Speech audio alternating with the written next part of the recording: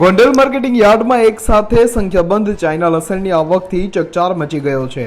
ભારતમાં ચીનનું ગેરકાયદેસર રીતના લસણ ઘુસાડવામાં આવી રહ્યું છે અને કાળો કારોબાર કરવામાં આવી રહ્યો છે, જેના વિરોધમાં સમગ્ર દેશમાં લસણની હરાજી ઉપર હડતાલ જાહેર કરવામાં આવી છે।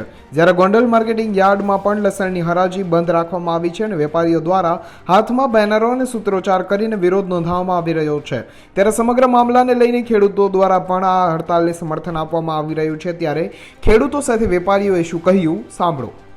અત્યારે જે આપણે ભારત દેશમાં ચાઇનાનું લસણ જે ગેરકાયદેસર રીતે ઘુસાડવામાં આવી અને કાળો કારોબાર કરવામાં આવે છે, તેના વિરોધમાં સમગ્ર ભારત વર્ષના માર્કેટ યાર્ડમાં એના હડતાલ રૂપે, એનું પ્રતિકાર રૂપે અમે જ્યારે હડતાલ જાહેર કરવામાં આવી તો અમે એમાં ટેકો જાહેર કરીએ છીએ। આ લસણ આપણા ખેડૂતો માટે અને ખાવા માટે પણ સ્વાસ્થ્યમાં એટલું હાનિકારક હોય।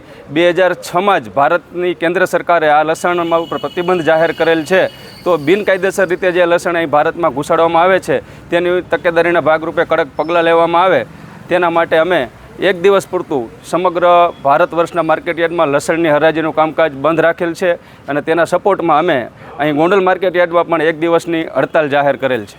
યોગેશભાઈ, ચાઇનાના લસણમાં અને અહીંના લસણમાં ઓળખ કઈ રીતે? ચાઇનાનું લસણ હોય કડીમાં થોડુંક મોટું આવે છે અને આપણી લસણની જે આપણું દેશી લસણ અહીંનું હોય છે તેની સાઇઝ આપણા લસણ કરતાં થોડી મોટી હોય છે। એ જે આપણું અહીંયા જે હિમાચલ ક્વોલિટી આવે છે એને લાગુ પડતું એ લસણ હોય છે, પણ ચાઇનાનું લસણ આપણા લસણ જેમ બ્લીચ કરેલું હોય છે, કેમ કે એ લસણ ત્યાં બહુ ઉપર ફોતરું ને એવું ગંદુ હોય છે, તો એને બ્લીચ કરવામાં, એને સાફ કરવા માટે બ્લીચ કરવું પડે છે અને જેના માટે એની અંદર કંઈક ફંગલ પણ આવે છે, કેમિકલના ભાગ આવે છે, એવું બધું જે ખાવા માટે પણ હાનિકારક હોય, એના માટે આપણે એ લસણ ભારત સરકારે બેન કરેલું હતું। ભારત સરકારે બેન શું કામ કરેલું હતું? મૂળ તો એ સ્વાસ્થ્ય માટે, એમાં જે ફંગલ ઇન્ફેક્શન જે તે સમયે એને લેબોરેટરી ટેસ્ટ કર્યા ત્યારે એમાં ફંગલ ઇન્ફેક્શન અને કેમિકલના અમુક સોર્સિસ મળેલા, જે ખાવા માટે અને અહીંયા આપણી ખેડૂતો જે લસણ ઇનકેસ જો વાવે તો આપણી જમીનમાં પણ નવી ફંગલ જે ચાઇનાથી અહીંયા આવી જાય તો આપણે એ ભવિષ્યમાં બહુ મોટું હાનિકારક નુકસાન કરી શકે એવી ભીતિ હતી। ખેડૂત તરીકે આ લોકોએ આજે બંધ પાડેલું હતું, તેના ટેકામાં અમે અહીંયા અત્યારે ભેરા થયા છીએ અને ચાઇના લસણ અમને આ પોષણ ભાવમાં અત્યારે બહુ જ નડે એમ છે।